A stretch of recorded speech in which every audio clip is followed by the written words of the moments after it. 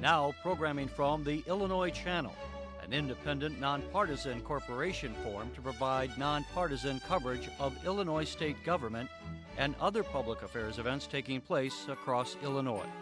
For more information on the Illinois Channel, please visit our website at www.illinoischannel.org.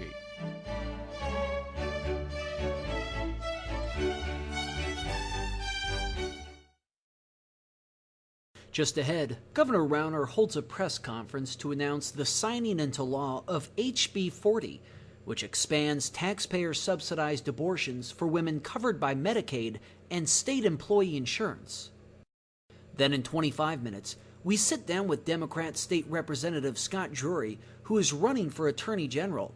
We ask why he decided to run for the position and what issues he would focus on as the state's top law enforcement officer. And finally, in about 45 minutes, we attend a panel at the Union League Club, hosted by the City Club of Chicago, titled Illinois State Finances, What's Next? Panelists include Lawrence Massall, the president of the Civic Federation, and Democrat State Representative Elaine Nekritz, among others. That's all just ahead, after a brief word from one of our advisory council members.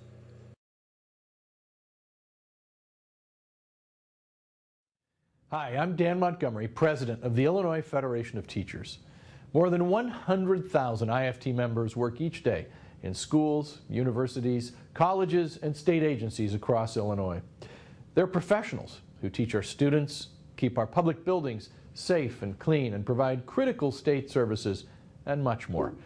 As an advocate for our members, their professions, and those we serve, the IFT works in Springfield to support legislative policies that promote high-quality schools and public services. We also fight to protect collective bargaining rights for all our members and all working men and women. We do this through an organized program of advocacy and year-round monitoring of public policy proposals. And that's why the IFT is proud to support the work of the Illinois Channel, whose coverage connects us to legislative debates and committee hearings, as well as interviews with leaders on key issues like the state budget, tax policy, public pensions, and education funding. Funding education is one of the primary responsibilities of Illinois state government, so we should all pay attention to the policies being proposed and how they may help or harm our children's futures. You know, what's happening in the State House today directly impacts what happens in classrooms tomorrow. And what happens in classrooms impacts the future of our state and our nation for decades to come. I'm Dan Montgomery, president of the Illinois Federation of Teachers, and I'm proud to serve on the Illinois Channel's Education Advisory Board. The Illinois Channel, it keeps us all connected.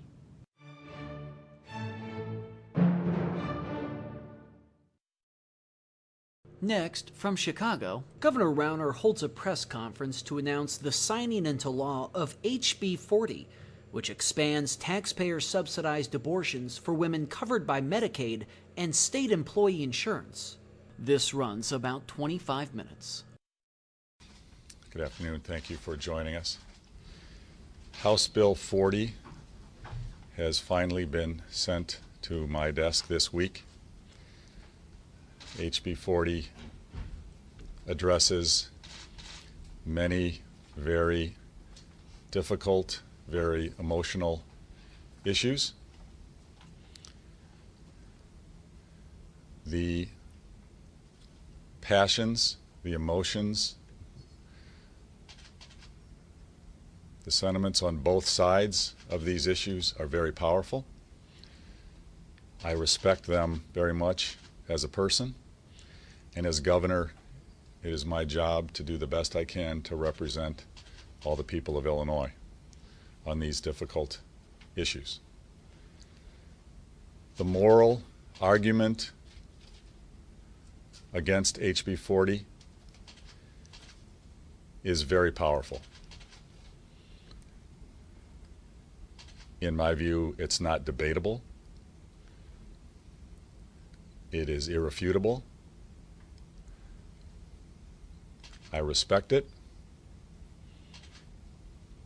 very much. And through my life,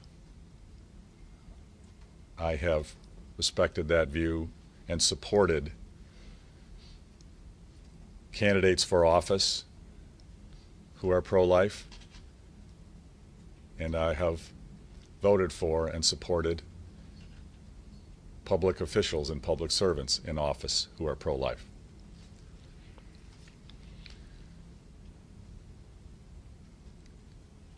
On the other side of this issue, the arguments, the position for women's rights, women's equality, women's health are very powerful. I support them. I personally am pro-choice. I always have been. And I made no qualms about that when I was elected governor. And I have not and never will change my views. I personally believe that a woman must have the right to decide what goes on in her own body, that a woman should have the right to decide her health care. I personally believe that a woman should have the right to choose, make this decision herself in conjunction with those she seeks counsel from, her physician, her family, her religious leaders, as she chooses. I also believe that no woman should be forced to make a different decision than another woman would make purely based on her income. I believe that a woman living with limited financial means should not be put in a position where she has to choose something different than a woman of higher income would be able to choose. These are my personal beliefs. I tried in the spring, and I've tried for months as this bill was debated and ultimately passed, to find common ground with both sides of this issue. We were unable to do that. The passions run too deep. As a result, today I am announcing that I am signing House Bill 40.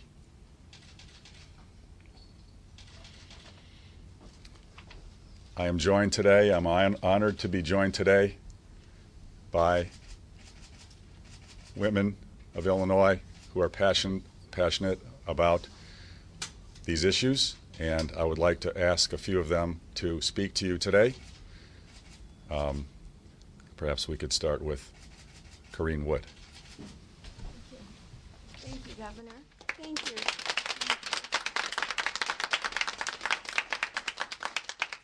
Good afternoon. I'm Corrine Wood.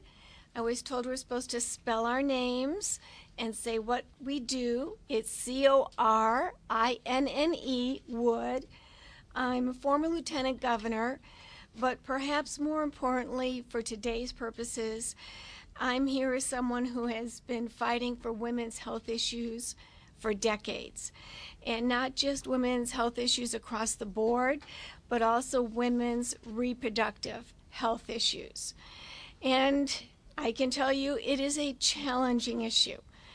And that's why today is so important, because we have a governor who is standing up for the right thing for all the women of Illinois.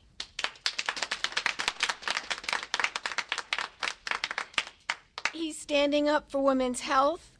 He's standing up to putting an end to this partisan bickering. He's making sure that we're moving forward as opposed to moving backwards. And I think you're going to hear some pretty compelling stories from some women who have been intimately impacted by the likes of HB 40. It's always about doing what's right, not necessarily what's politically expedient. And this governor has the courage to stand up and do that. So it gives me great pleasure. Welcome, Brittany. Brittany. My name is Brittany Mostiller. I am the Executive Director of Chicago Abortion Fund. My name is spelled Brittany. Last name Mostiller.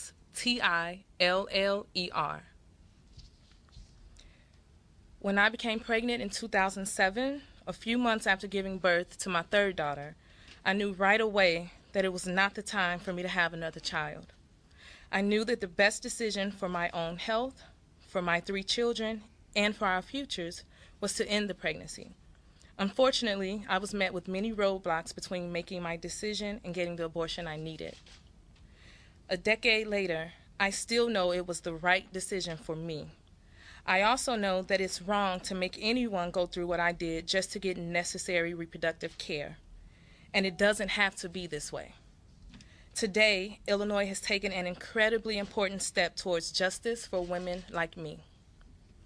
By signing HB 40, which passed with strong majorities in our Illinois House and Senate, Governor Rauner affirms the right to legal abortion in our state, guarding against the awful prospect of a Supreme Court ruling that overturns Roe v. Wade and eliminates the legal right to abortion nationwide.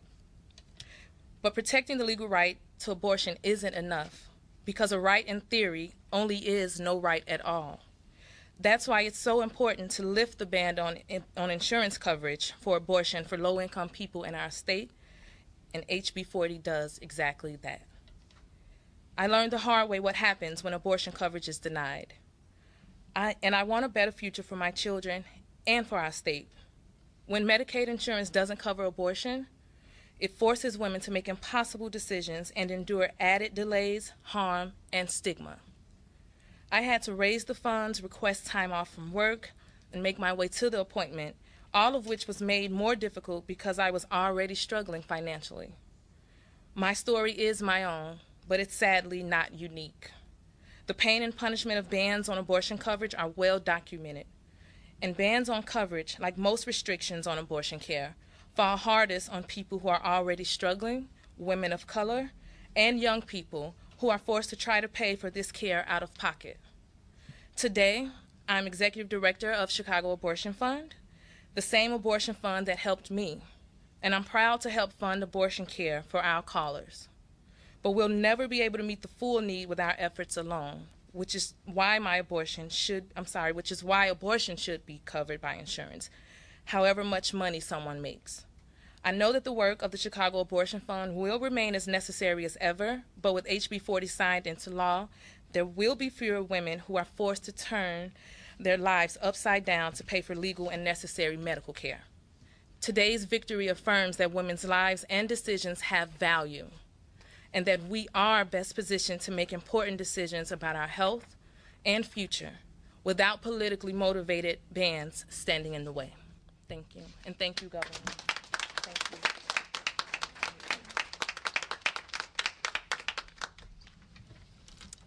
Good afternoon. My name's Lori Chaitin. That's LorieChaiten. I'm the director of the Women's and Reproductive Rights Project for the ACLU of Illinois. And I am delighted to be here to mark this enormous step forward for the women of Illinois as Governor Rauner signed House Bill 40 into law. In 1975, the Illinois General Assembly added dangerous language to the Illinois abortion law, stating an intention to make abortion illegal if the U.S. Supreme Court ever overturned Roe. By removing this so-called trigger language, House Bill 40 ensures that abortion will remain legal in Illinois as it is today, regardless of what happens in Washington. There is simply too much risk to women's health to leave this language in our law. By signing House Bill 40, Governor Rauner enacts into law critical protections for the women of Illinois and the state of Illinois proclaims that we are not going back.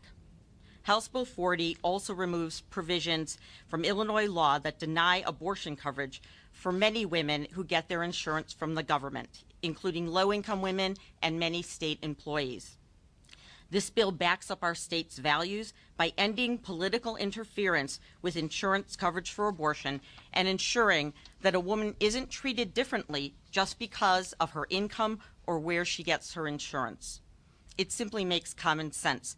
When health programs for women with low incomes cover birth control and abortion and not just childbirth, and people can plan if and when to have children, it's good for them and it's good for society as a whole. The federal ban on insurance coverage for abortion, known as the Hyde Amendment, has been in place for more than 40 years, and it has left a trail of devastation in its wake. Research shows that restricting Medicaid coverage for abortion forces 1 in 4 poor women seeking abortion to carry an unwanted pregnancy to term. And a woman who wants to get an abortion but is denied is more likely to fall into poverty than a woman who can get the abortion that she seeks. For a low-income woman in Illinois forced to make the impossible decision between paying rent, buying food, or paying for her abortion, this is about health, it's about economic security, and it is about living with dignity. As the U.S. Supreme Court has made clear, only through control of our reproductive lives can women play an equal role in the professional, academic, and social spheres of our nation. So today, Illinois stands up for equality, for economic security, for the well-being of women, of families, and of the state as a whole. I want to say thank you to House Bill 40's sponsors, Representative Feigenholz and Senator Staines. I want to thank the General Assembly, and thank you, Governor Rauner, for valuing women, protecting health, and making clear that Illinois refuses to go back to the pre-Roe days when abortion was illegal and women risked their lives and their health as they sought this essential health care. Thank you.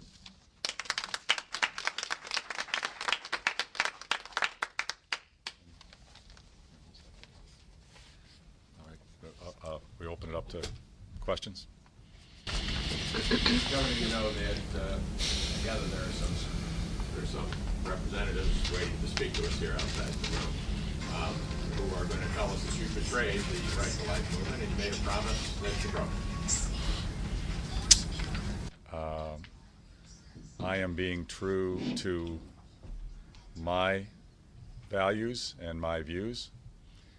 I have always been true to those. In my discussions with the General Assembly and others in the spring, I proposed what I hope would be a compromise that both sides could agree to. Neither side would agree. I have to make a decision. I have to do what I believe is right for the people of Illinois, and I have to be consistent with my values, and that's what I've done. Are they misleading us when they say you promised to sign the bill as it is? To veto. I'm sorry, to veto the bill?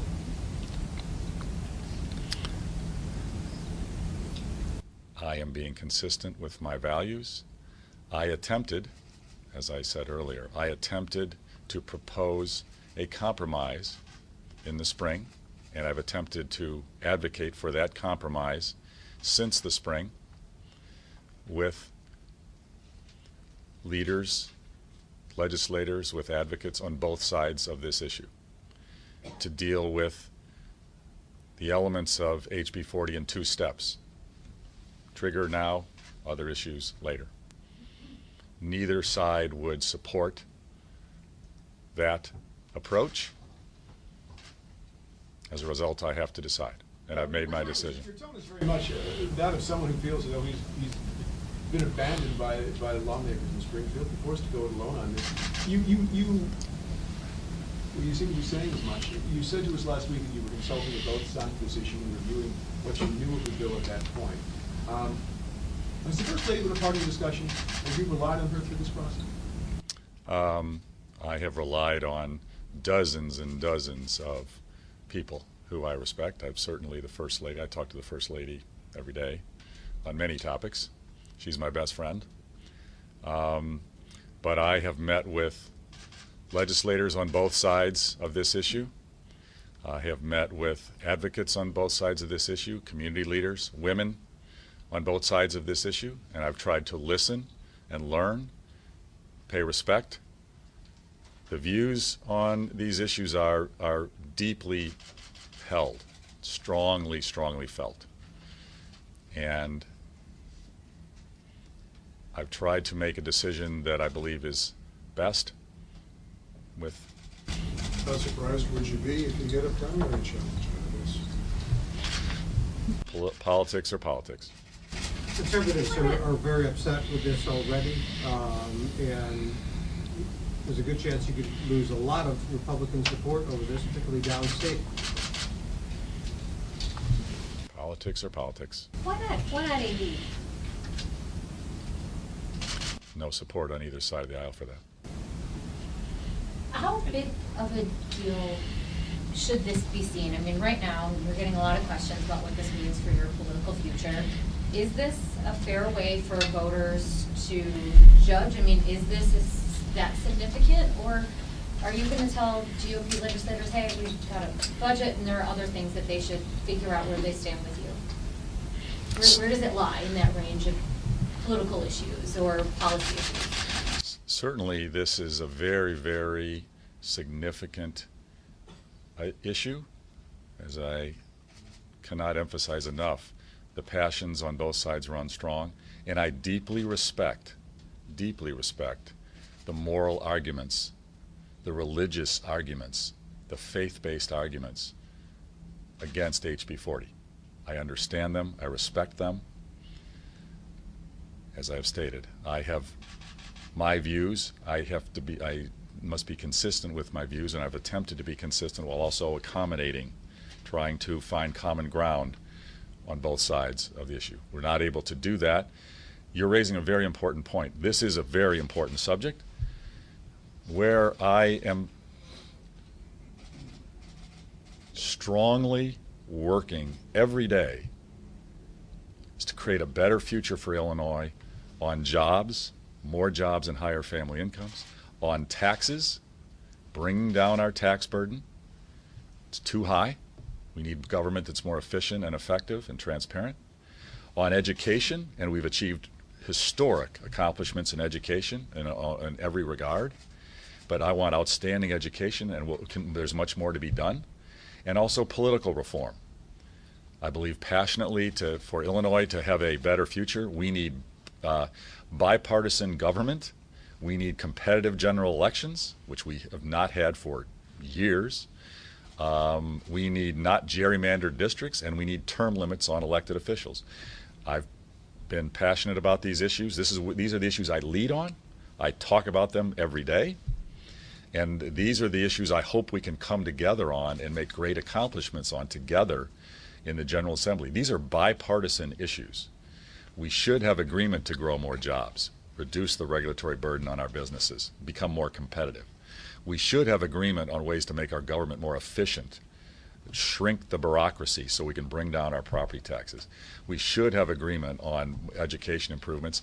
And even President Obama and he and I are on different ends of the political spectrum, agree that term limits can help end corruption and that redistricting reform can restore competitive general elections and democracy. These are bipartisan issues that we should be able to achieve together, term limits and fair maps. And these are the issues that I hope I can bring both parties together in the General Assembly in the coming weeks and months so we can achieve a better future for everyone. There was some analysis of this that said... You look almost morose as you're announcing this decision. The people behind you seem to be satisfied, but you said you made the right decision. Have you made the best decision? A decision that you're satisfied with? I have made the decision that I think is best for the people of Illinois and consistent with my values. Governor, on every single one of the issues that you listed that you lead on are economic issues. Yes, yes. Is it fair to call you a social conservative? I don't know about labels. I'm not going to get into labels.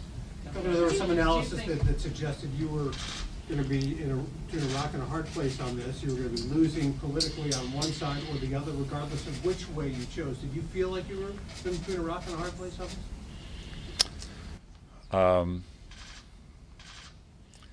I ran for governor as a volunteer to create a better future because I love Illinois.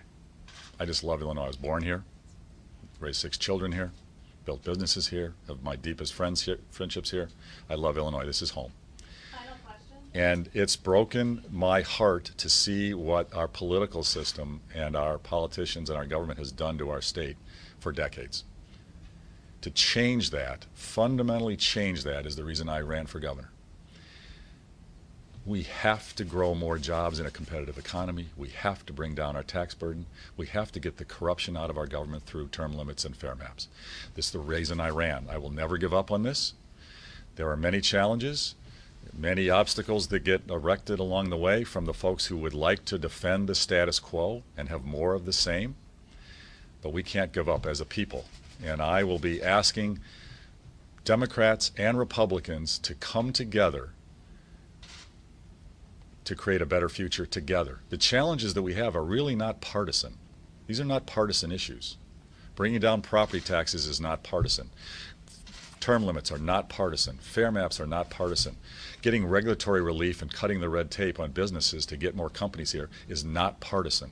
I'm asking legislators, Democrats and Republicans, I'm asking the people of Illinois, regardless of their affiliations, let's unite together to get these things done. That's where I want to lead. That's where I hope to take the state. Thanks very much, everybody. Okay. I'm just still a little confused about the veto threat from the spring. Are you saying that back then when you said that you were going to veto the bill, that was because you were trying to get both sides of the table to negotiate a to see if we could get agreement on an mandatory veto, which the outcome of a mandatory veto is a 2-step deal with the deal. As I said, I think I told you, I told members of the press, do 2-step. Let's deal with the trigger language now and other issues later. Thought that might be a compromise that's consistent with my views, because I support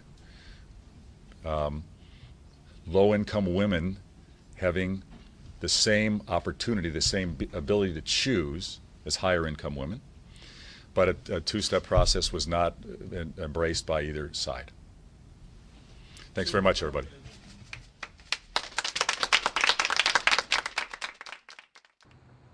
You're watching the Illinois Channel.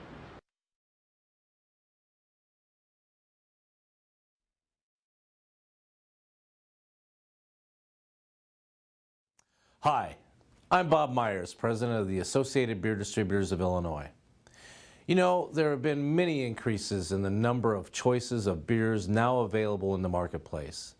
Independent beer distributors offer consumers thousands of craft, domestic, and imported beers from over 3,000 breweries. Whether you're purchasing beer in a restaurant, a grocery store, or a convenience store, it's the beer distributors that make the delivery, keep track of the inventory, and ensure that the product you are buying is fresh.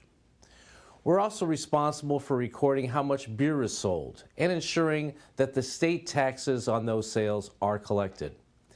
And because we want everyone to drink responsibly, beer distributors play the central role in the 3-tier system that regulates beer from the brewery to its distribution and final sale at a retail location. Working in a highly regulated industry is just one reason we also support the work of the Illinois Channel.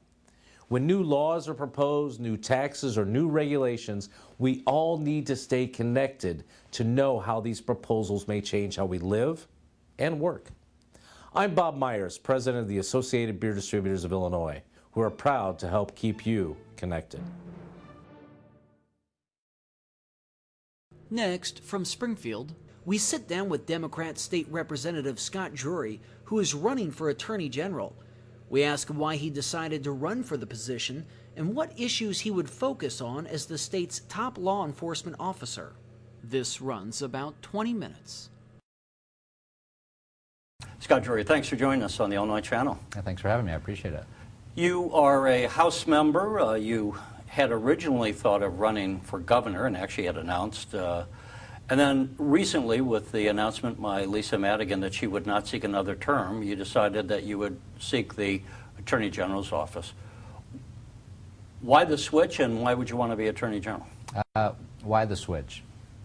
I was driving to the city on Friday when Attorney General Madigan made the announcement, and without knowing what was going on, my phone was just blowing up, buzzing and ringing. And when I got to my destination, there were all these messages, what are you going to do? Would you consider running for Attorney General? And so I learned through these messages what had happened.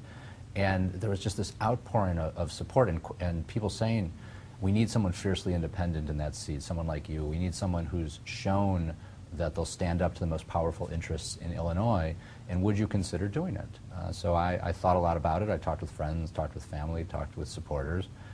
And considering my background as a prosecutor and the issues of criminal justice that I've worked on for my entire time in the House, the position almost chose me. It just made so much sense for me to get into this race. And so by the following Tuesday, I announced that I was running for Attorney General. As I think you know, probably a whole lot of people around the state of Illinois don't really know who you are, so let's help them become somewhat acquainted with who you are.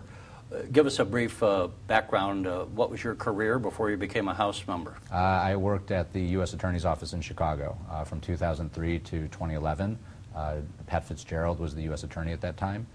And my career was interesting. Within a few weeks of me starting at the U.S. Attorney's Office in 2003, Governor Ryan was indicted, and I left when I believe it was the second Blagojevich trial.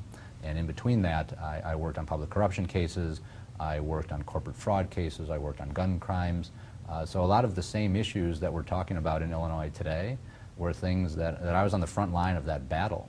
And actually that's what prompted me to get into government. Was I thought maybe if you get into government and put good people into government, we can get better results out of it. And that's what I've been trying to do for the 5 years that I've been in the House. And your approach, given that background, how would you describe yourself? Are you a hard law and order guy? What would you, let's take that experience and apply it to how you envision operating as Attorney General should you be elected. Well, I think that the Attorney General's office, first I should say, Attorney General Madigan has done a great job as the Attorney General. I think most people, when they think of the work she's done, has been on the civil side, consumer protection, and she's done a fabulous job. Given Illinois' reputation as a state that is corrupt, I believe that more can be done with the office. And so when I'm Attorney General, people would know that no one is above or beyond the law. We're going to go wherever the evidence leads. If it's the doorsteps of a corporation or a big bank, we're going to go there. If it's an office in the Capitol building, we're going to go there. People are going to know that they can trust the office. But there also needs to be a tone set that hate's not going to be tolerated, that the phrase justice for all actually means something in our state. So it doesn't matter about your race, your gender, your immigration status. There are laws there, and the laws will be applied equally to everybody. And we're going to set the tone at the very top that hate's not going to be tolerated and tolerance isn't going to be tolerated in Illinois. As we tape this, it's been only a few days that you've been able to be in the race. You're down here in Springfield making an appearance at the University of Illinois Springfield. When you talk to people, what is it that you would want to tell them? What do you plan to talk to people about this evening?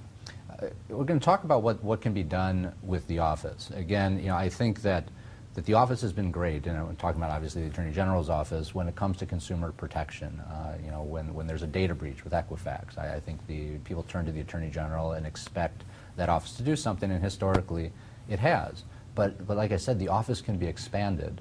Its reach can be expanded to become another watchdog, a counterpart to the U.S. Attorney's offices, so that people that think they can get away with something, politicians that think they can get away with something, and there's not enough prosecutors in the state and enough prosecutors in the federal government, there'll be another body there setting the tone that we're not going to stand for that. But the other thing we're going to talk about tonight is when you look at what's going on at the national level, and some of the policies and executive orders that have been enacted or the president has tried to enact, it's really been the attorneys general across the country that have been the only barrier between some of those policies getting enacted or not getting enacted. It hasn't been Congress, it hasn't been governors, it's been lawsuits filed by attorney generals all over the country. And I think people need to understand that in these times, and I don't care who the president is, you need a strong Attorney General who's going to stand up for the people of the state and be part of the checks and balances that are part of the fabric of our country.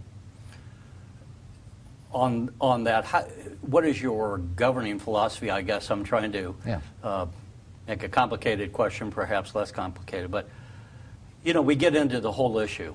Sanctuary cities, sanctuary states. Some people say the bill that Governor Rauner signed made Illinois a sanctuary state, that the federal government has control of immigration, not the state level. Mm-hmm. When we run into these sorts of conflicts, I don't want to make it merely about immigration, just where there's a challenge, a question of the constitutionality, let's say, as it's applied. What are your thoughts on these sort of issues vis-a-vis the power of the Attorney General in dealing with the federal government? I think the Attorney General has a duty to enforce the law, whether it's the federal law, whether it's state law, if someone's violating states' rights, if someone's run afoul of the Constitution or someone's constitutional rights. The Attorney General, it's his or her responsibility to go to court and say, this is what we believe the law is, we think someone's run afoul of the law, and be a zealous advocate for that. So with DACA, you brought that up, and I know there's been lawsuits filed across the country. People can say what they want about the law, about the executive order, but when DACA, and that's the Dreamers bill, when that was implemented, a lot of people turned over a lot of information to the federal government about their immigration status with the promise that they would be allowed to stay here. And now the federal government seemingly wants to take that same information and use it against them. And so that's an issue of fairness, of equity. The law is going to be the law, but it needs to be applied fairly to everybody and equally to everybody. And that's the Attorney General's role to do that. We're not legislators. The Attorney General doesn't legislate. Certainly can push for policies, but at the end of the day, the job is to carry out and enforce the laws, and that's what I will zealously do.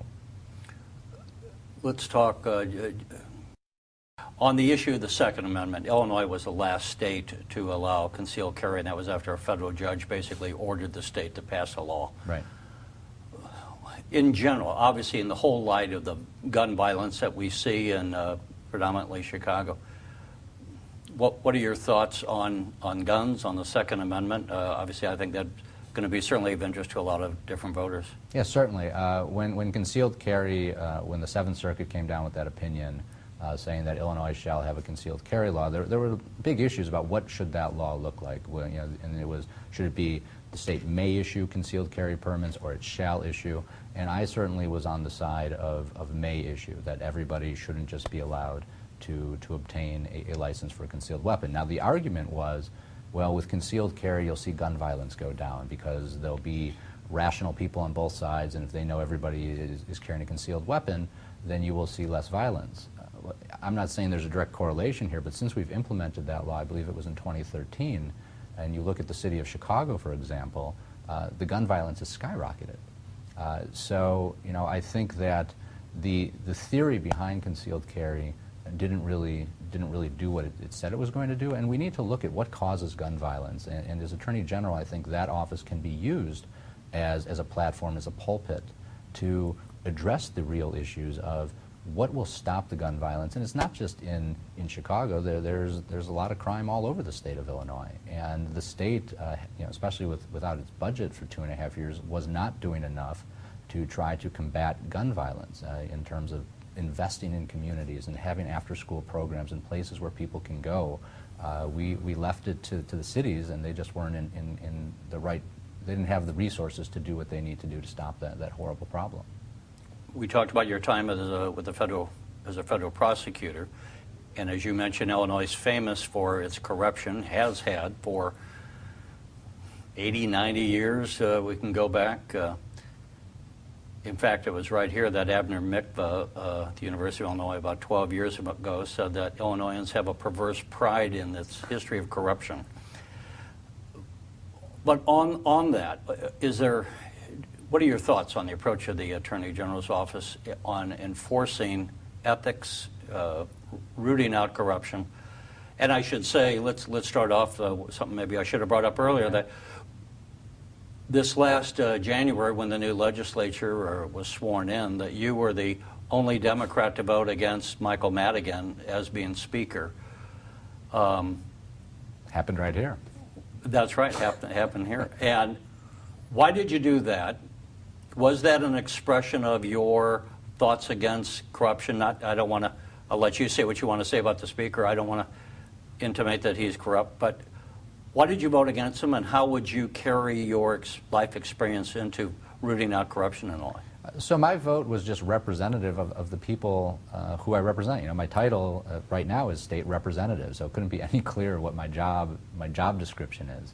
And if you were to go to my district with me, it's up in the northern suburbs of Chicago, and take a poll of how many people think that Scott Drury as representative should support Mike Madigan for Speaker of the House, an overwhelming majority of the people would say he should not. So my vote was just in line with my constituents. A better question might be, why did so many people not vote the same way I did? Because I don't think that my district is unique in the state of Illinois. In terms of rooting out corruption and how do you go about that, again, I think the tone is set at the top within the office, and by some people, this is a priority of the office. We are going to let everybody in the state know that if someone is doing something wrong, it doesn't matter what office that person has, who that person knows. We're going to take the evidence and we're going to go wherever it leads. That just hasn't been done in Illinois. I joke that when I first became a state representative, the number one question I got when I would come home, because of my former career, people would say, is it as corrupt as everybody thinks it is? Like, have you seen it? Like, it's just out there, people have signs or whatever. And I would joke and I'd say, even if it was there, I said, this is the scene. Everybody's out and about and having fun in a room, and then I walk in and everyone just stops talking. But the point of that story is that just by putting the right person in the right office, you can make a difference without even implementing any policies, because if people think there's someone watching, then they're going to behave differently. And if you can affect behavior, then that's how you start changing a culture. And the reality of Illinois is there is a culture of corruption, going back to what you said about Abner Mikva. There really is that culture. It's entrenched in Illinois, and there is some sort of weird pride in that. And I don't have it, and I think it should be rooted out. But you need someone that the public can absolutely trust to do that, someone who has stood up. No one in 30 years didn't vote for Speaker Madigan. So they need to know, wow, this person's already done that. This person's taken those risks. What kind of feedback did you get on that? Did you pay any price for that? With the public, absolutely not. I mean, when I go out and speak and tell people, I'm the person who did that, it's usually followed by a round of applause. And it doesn't matter whether it's kids, whether it's adults. People applaud that, and that's odd, right? Most people shouldn't even know who the Speaker of the House is, let alone applaud someone who doesn't vote for him or her. Now, this is your third term. Yes. Did you vote against the Speaker in previous times? No, my first term, I voted for him. My second term, I did as well. And, there's been a progression in my career. People can look at what I've done. By my second term, I didn't take any money from the Democratic Party of Illinois or any money from the Speaker of the House. My campaign was staffed with people on my staff. My district office has always been independently staffed. And along the way there have been votes besides the Speaker vote where the party went one way, but for policy reasons I thought that decision was wrong, and it put me at odds. But I've always... Did you pay any was there any retribution for that? Some people might suggest that you're running because the Speaker wouldn't back you again for voting against him. If that was going to happen, people said in 2014 when I didn't vote, going into the 2016 election where there were some big votes where I didn't align, you're going to have a primary. But you know what, there was no primary. And the reason for that is one, my district is with me, and my votes are in line with my district. I'm not selling my district out just to make some Scott Drury sort of point. The other thing is, like I said, I decided long ago that the path for me to create true independence as a Democrat was to create your own base of supporters that will allow you to compete in elections. And so there was no primary in 16, whereas there was a very big primary in the city, the Ken Duncan race. And I like to think that the reason for that is that when you do the polling in my district, it's very clear that people are extremely happy with what I'm doing. The reason I'm running now is that I've just seen for years the problems in the state of Illinois. And they're like within reach, but you can't get there. And as a state representative, I haven't been able to build the coalition because so many people are scared of the system. It's not really a democracy here. What you have are people that are scared of Governor Rauner, they're scared of Mike Madigan, and so they're not voting with their districts, they're just voting out of fear or out of self-interest. And I know that if we can elect good people to higher offices who have taken the risks I've taken and battled the battles I've had, that we can get some of those people to say, you know what, there is another path. There's a path for Illinois to be really, really great and move forward. But someone's got to take the leap, and that's what this campaign is about. It's about returning government to the people of Illinois by building trust with the public and showing other people in government that there's a better way. There's never enough time, and it's so early on in your race. And Yeah. you said as we tape this less than a week in. So maybe there's a lot of issues I would get into, and maybe we can do this again and do a lot more in depth on some of the issues. But before we close out, I wanted the people to have an idea of who are some of the people running for the Attorney General. Tell us a bit about your family before we close out. Yeah, so I'm born and raised in Illinois. I have two children, 15 and 12, high school and junior high school. Happily married for going to be 17 years next month. And, you know, we met our first day of law school. And, you know, besides doing, besides being in the General Assembly and working at the U.S. Attorney's Office, I'm now in private practice, and I'm also an adjunct law professor at Northwestern's Law School, which is where I graduated from. Well, Scott Drury, we appreciate you taking the time to speak with us, and hopefully we can do it again. Yeah, I'm looking forward to it. Thank you. All right, thanks so much.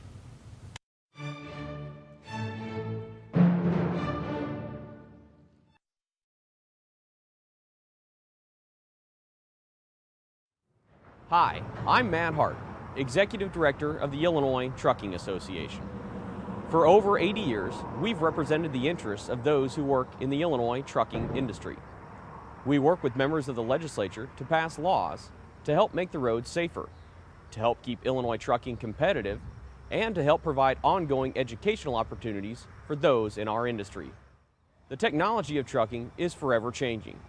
So too are the laws regulating the trucking industry. That's why the Illinois Trucking Association is proud to support the work of the Illinois Channel, which keeps citizens around Illinois connected to what's happening in state government and what changes are being discussed that will impact their families, their communities, their future. And the Illinois Channel gives those of us in industry an opportunity to share our thoughts on public policy with our fellow citizens across Illinois. I'm Matt Hart, Executive Director of the Illinois Trucking Association. I'm also proud to serve on the Illinois Channel's Advisory Council on Transportation. The Illinois Channel, it works for all of us. Next, from Chicago, we attend a panel at the Union League Club hosted by the City Club of Chicago titled Illinois State Finances, What's Next? Panelists include Lawrence Massall, the president of the Civic Federation, and Democrat State Representative Elaine Nekritz, among others. This runs about 50 minutes. So I'm going to ask everybody, and I'm going to keep pretty strict on time, to do a 2 to 3 minute opening statement. And then we've got a couple of questions, and we'll probably have some along the way. Let's start with, just for kicks, since he's on a panel with all women, Lauren. I'd like to announce how well I fit in being around all women. Having 7 sisters and 3 daughters, it's not unusual for me to be at a table with all women. Thanks, Jackie. Thanks for the opportunity to be here. 2 or 3 minutes to talk about what's next for the state of Illinois. No, just your opening comments. Oh, my opening comment is the state of Illinois, after over 2 years, finally has a budget. We joined 49 other states that use this governing technique when we have a budget. We avoided the disaster of seeing our state drop to non-investment grade or junk bond status. Over the last 2 years, the state of Illinois has done incredible damage to our most vulnerable citizens who pay the price for the financial recklessness that has been operating without a budget. We are far from out of the woods. There are so many good things that are included in the budget.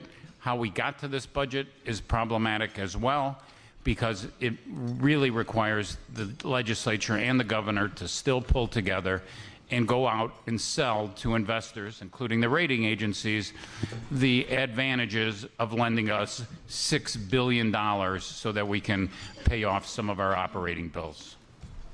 With that, I'll pass it on to my other colleagues. There we go. Elaine. I'm also delighted to be here, and Rich, if you're watching, I'm sorry that I'm a poor substitute for you up here. I probably won't be as cynical as Rich about anything, and I don't have encyclopedic knowledge of the history of the General Assembly in the way that Rich does, so I will do my best. It's been a little odd having a budget as a member of the General Assembly, because you get to the point where being in crisis mode is the new normal, and not being in crisis mode feels kind of like, wow, this is kind of nice. I like not being in crisis mode. So it's all, but I thought I'd talk a little bit just about, why it took so long and how we actually got there. And a couple of lines from Hamilton come to mind. My favorite lines are, "You don't have the votes." And that was really kind of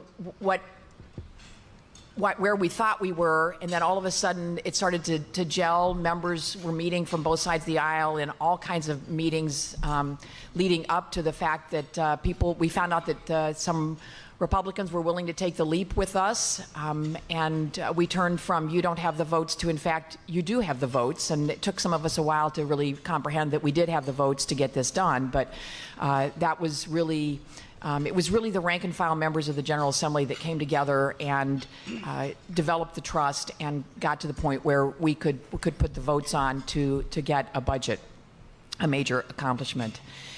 The other line from Hamilton that I appreciate a lot is winning is easy, governing is harder. And as Lauren said, we are now in the point where we're governing, which is novel and new for the last couple of years, and very excited about that. But we still have a lot of governing to do, which will be hard. There's still a very significant lack of trust between the major players, I think, in the Capitol, and getting to the point where we can continue to govern and maybe rectify some of the damage that has been done will be equally challenging, I think, especially coming up to an election year. Thank you. So, in keeping with the Hamilton theme, I don't want us to miss our shot.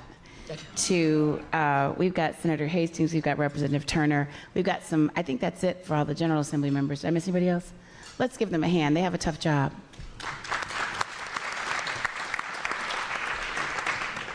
Yvette?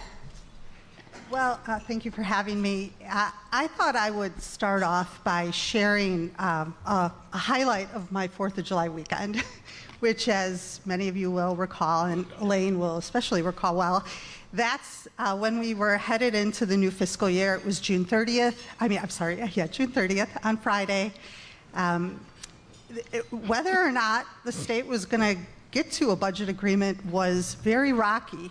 And it was a very real prospect that the state, and when I say the state, I am talking about a sovereign state with great power over spending and revenues.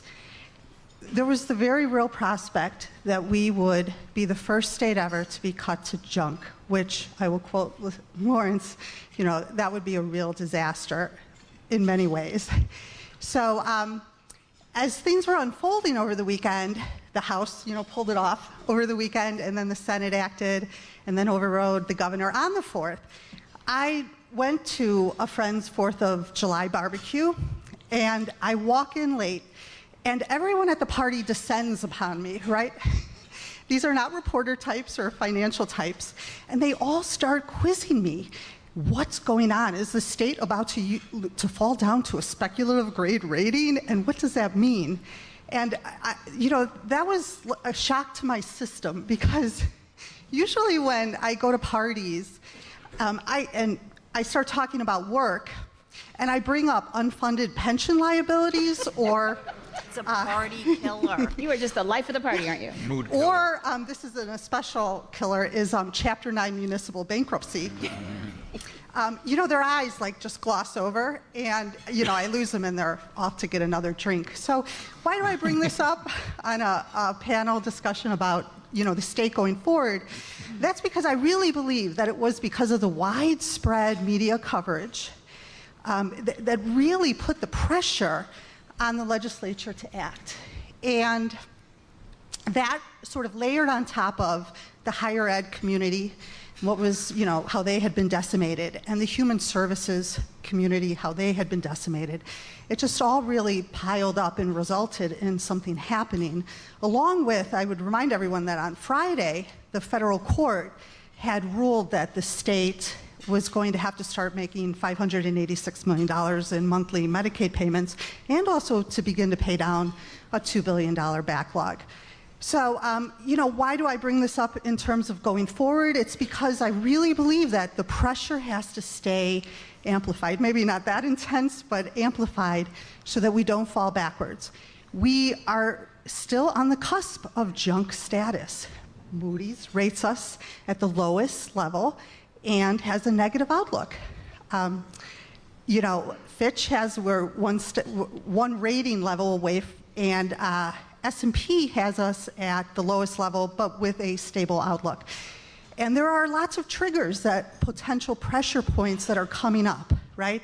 So in the fall, we'll find out the latest actuarial figures for the pension funds.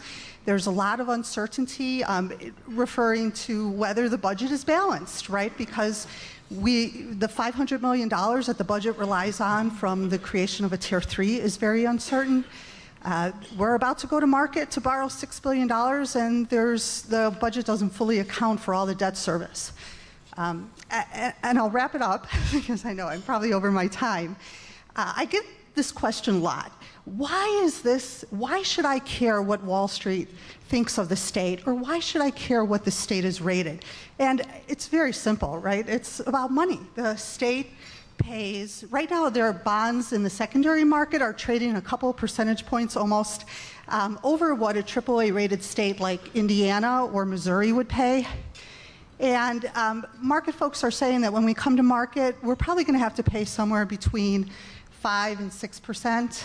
And that's a pretty big penalty, to have to pay 3 percentage points over what other states pay. And also, in the municipal market, there's something called the contagion effect and cluster risk. And what that means is that every single borrower in the state, whether you're the AAA rated DuPage County or the junk rated Chicago Public Schools, you pay some penalty. The high yield portfolio manager for Nuveen Investments, a Chicago-based investment firm, they appeared during a legislative hearing. I think maybe Elaine was there. And he put a number on it. He said that local governments pay a penalty of that amounts to $930 million annually, simply for having the Illinois name, attached to their name. And I'll end on that. Thank you, Yvette. Gail? So if you think Yvette is a party killer, imagine me at a party. Does this work? Maybe I'll just borrow yours. No, You just have to be closer, I think. Lean in. I generally don't have a problem people hearing me. Okay, so there's been a little bit of discussion about ratings, so I thought I would sort of take the middle road here. And for those who may not be as familiar, just sort of do some definitions, explain what we do, explain what a rating is, and talk a little bit about what that bottom of the investment grade scale looks like, and what does it look like for ratings that are below that point. So as most of you probably know, a rating really is our opinion of an issuer's creditworthiness, the likelihood that they're going to pay back the principal and interest that they borrowed from investors. So it could be muni investors, it could be corporates, it doesn't really matter.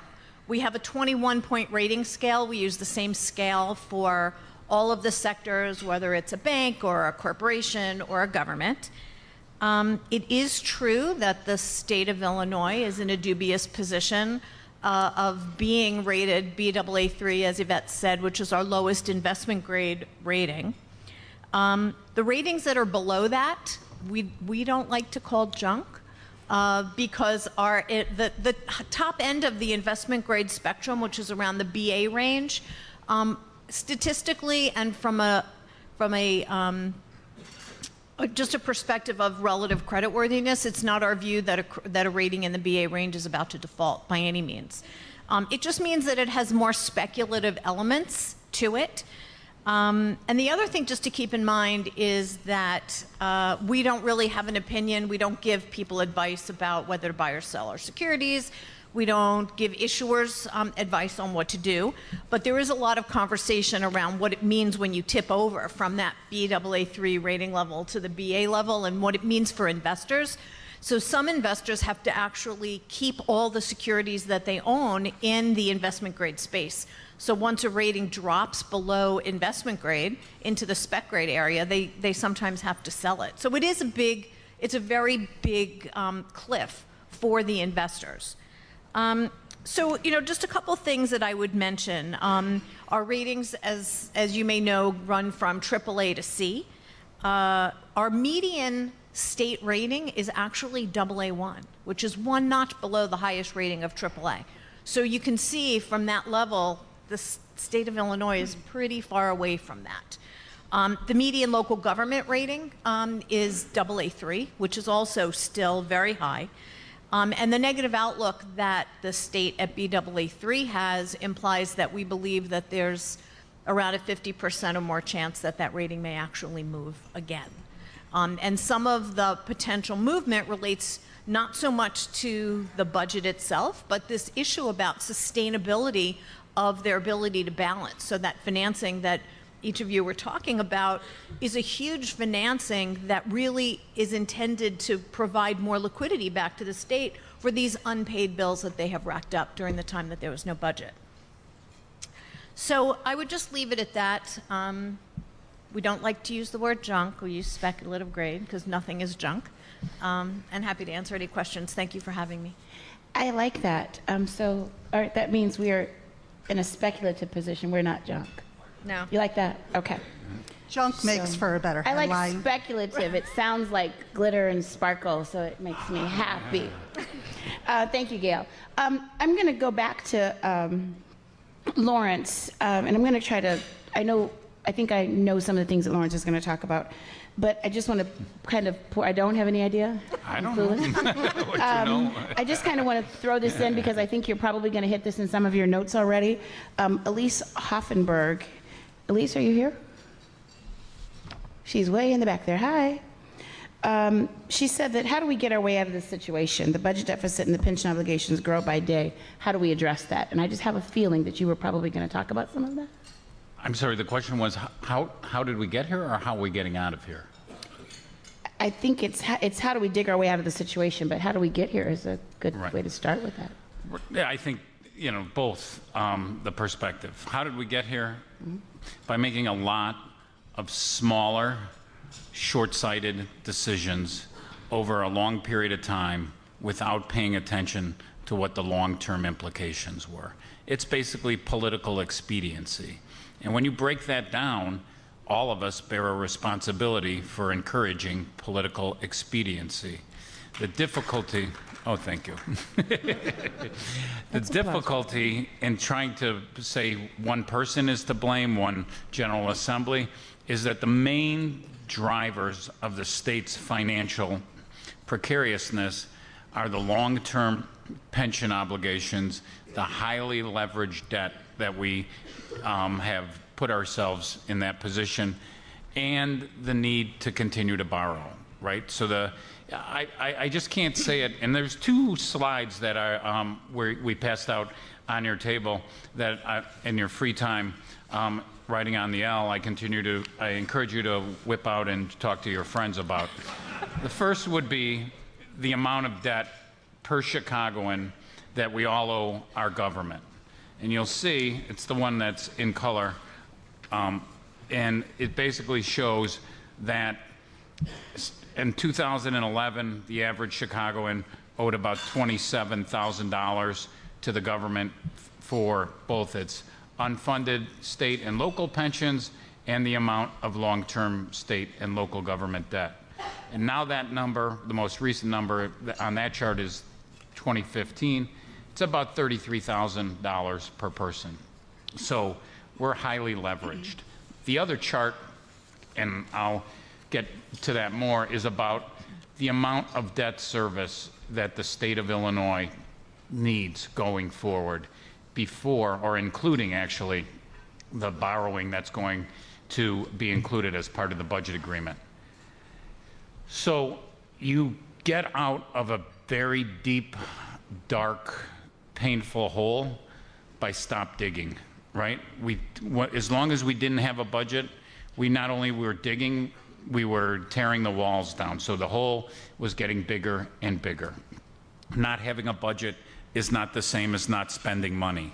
Not paying your vendors is not the same thing as being financially responsible. We built into our obligations enormous penalties that are self-imposed on what we pay our vendors. I may have mentioned the 9 to 12% interest that the state is going to pay for a large portion of the $16 billion in unpaid bills that it has. That was done, and one of the ways that it was done was to ignore the financial reality. For over 2 years, we did not appropriate for employee and retiree health care, but we promised the vendors that we would pay them a penalty of up to 12% interest on that. So the state employees and the retirees went to the hospital, received medical services, of course, and then we not only couldn't pay them, we promised we would pay them more. So we have a lot of bad practices that have to be resolved. The pension hole is the biggest issue for the state of Illinois. Coming up with a plan that allows it to not grow more than it already has, coming up with a plan that allows our core government services to be delivered, that our obligations to be paid, and that we can build some confidence amongst the public, amongst businesses, among Amazon, who we think would be interested in coming to Illinois, as long as it doesn't look at our financial sheets. That's how we're going to get out of it, with a lot of truthful, painful, but necessary tax increases and a reduction in the footprint of our government. We have 6,978 units of local government that all demand property taxes in the state of Illinois. You cannot address property tax reform or property tax stability without consolidation. We have more units of government than every state in the union, more than twice any state in the union, and we simply can't afford to keep going down that path. Most importantly, we cannot afford to let our General Assembly and our state go another year next year without a budget. We've tried this grand experiment. We know it's fantastically expensive to not have a budget. The pressure and the citizens, I would agree with Yvette, it was because people were paying attention. People weren't paying attention to me over the last 2.5 years when I told them how horrible it was that we weren't appropriating for mental health services. People weren't paying attention when I tried to explain to them what $130 billion unfunded pension liability meant. But people did pay attention when we said we were no longer going to be able to participate in the Powerball lottery. That had a very significant impact on the mindset of our state. And it is half in joking that I say that, but the reality is that was a real example. People want, not necessarily myself or these people at this table, we don't necessarily wait in line at the gas station to buy our Powerball tickets, but Illinoisans do. And when it was threatened that we were no longer going to be part of Powerball, people started paying attention and saying, what's going on with the state of Illinois? Same thing with the road fund. When July 1 came and we didn't have appropriations, it became for the first time the reality that we needed that people should pay attention. So that's how we're going to get out, by a lot of painful but necessary sacrifices by all of us. Thank you. So many good questions, and I knew Lawrence was going to touch on a couple of those. Lawrence, I do listen to you. Just want you to know. I always listen to you. Me too. You do? Good. And I quote them and write about them. So. Good, because the next question is for you. Wayne Galasek? Okay, so I probably just butchered your name, I'm sorry. From the American Insurance Schools. This is a pretty broad question, but I'd like for you to address it if you can, Yvette. The media confuses the issue. How bad is it really?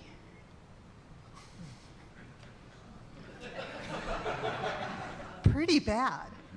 I mean, you heard what Those Gail... are really two different questions. I'll Could be just two different interpret it the way, you know, I'm going to. I mean, Gail said what the median rating for a state is. Yeah. Just about every state is rated in the AA category, right? I mean, below that is the single A category, and then below that is where we're at in the BBB category. So it's pretty bad to get to this level. No state has been at our level. And I'll remind you, when we talk about junk bond status... Spec grade. It's speculative. Wait, let me tell you the term again. She said we're in a speculative position, Eva. Yeah. I use that too, but I like junk.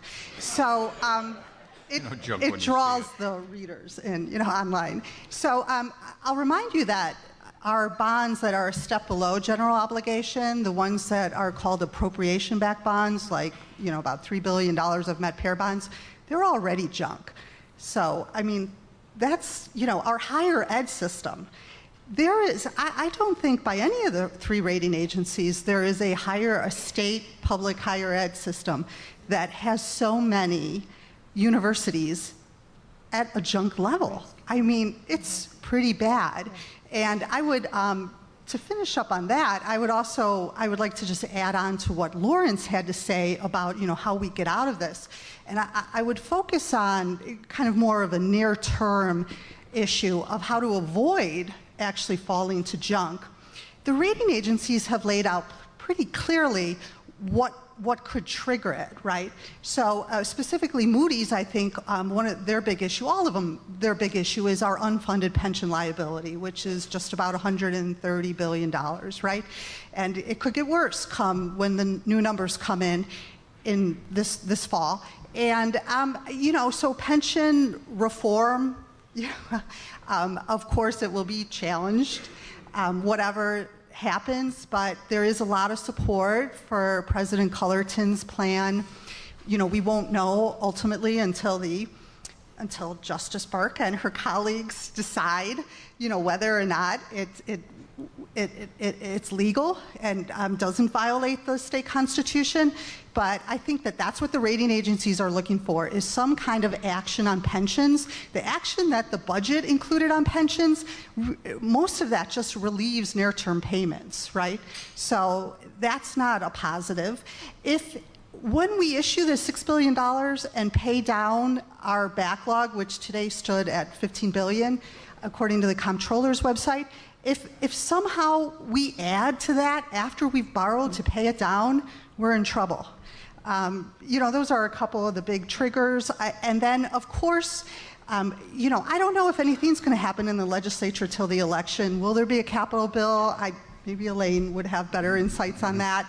But later in the year, we are probably going to have an imbalance, a gap that we are going to have to close, right, based on whether revenues come in as they're expected to, you know, and whether the Thompson Center gets sold.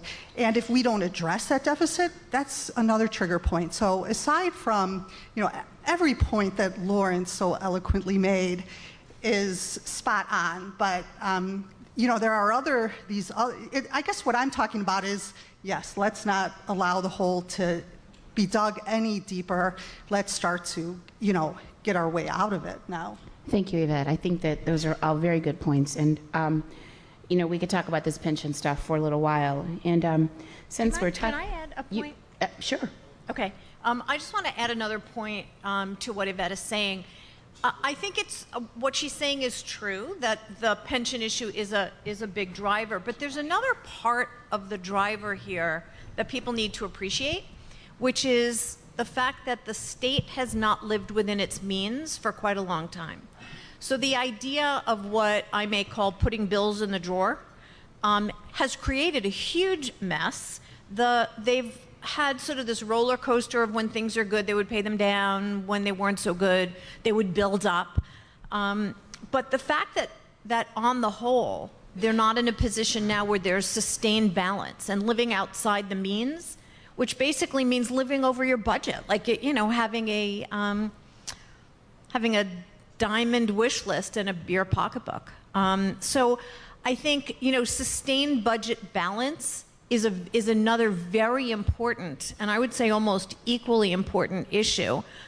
It's important to have realistic expectations and assumptions about what you're going to have to do, whether that on the pension is what you assume you're going to earn, or whether what you've got, you know, what you have to pay. But a lot of this really is about imbalance between revenues and expenditures, and putting bills in the drawer and not paying them. So it's just something else to think about.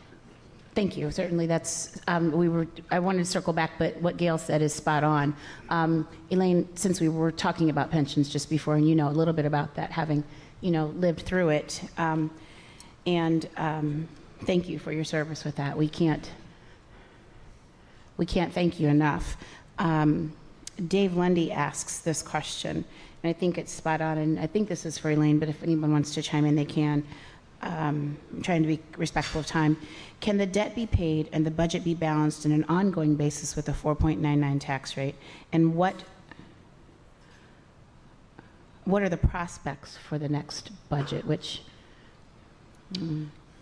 I think the answer is clearly yes. We can live within that 4.95% income tax rate on the individual side and 7% on the corporate side.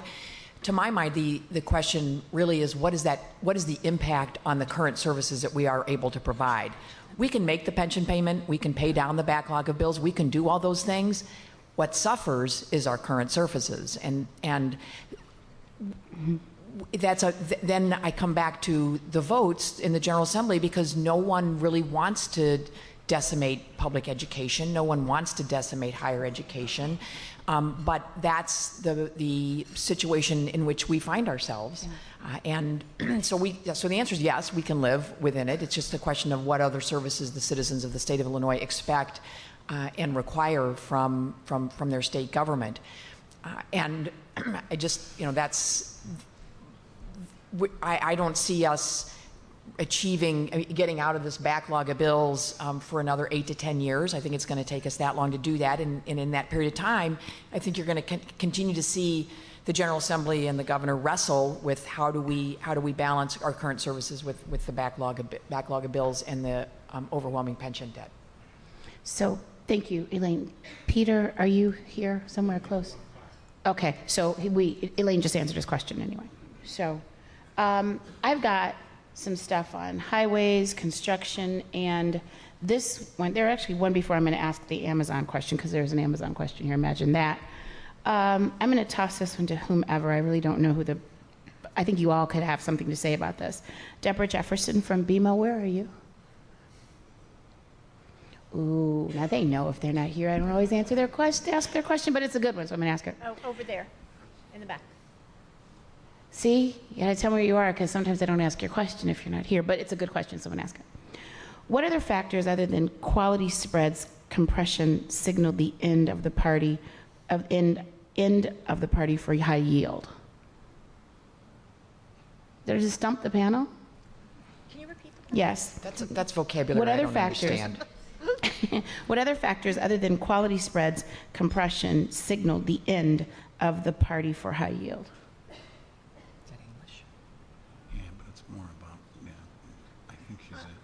Have we stumped you? Well, I think she's using a lot of technical language related to... She's a banker, it's what we do. Right, but I think what her question is, when will people stop buying Illinois debt, right, would be another way. That the party ends when the government... Deborah, is that basically what you're saying? Yeah. Right. So when can we predict when, in the case of the state of Illinois, I think a better place to watch would be the Chicago Public Schools, right? The Chicago Public Schools are under enormous financial stress. Yeah. They were successful, and the General Assembly provided over $450 million in new revenue sources to them. I want to call it revenue sources because part of it was the gift of another property tax increase for the city of Chicago that was approved by the General Assembly, $125 million for the pension levy. But so looking back, the last time the Chicago public schools got into real bad financial shape in the late 70s, early 80s, it was the local bankers that said, we can't make sense out of what your books are. We're not going to lend you any more money. And so they were in a crisis. 10 years ago, we used to think that we never would have thought the state of Illinois would be teetering on non-investment grade. We never would have predicted that the city of Chicago would be junk or non-investment grade.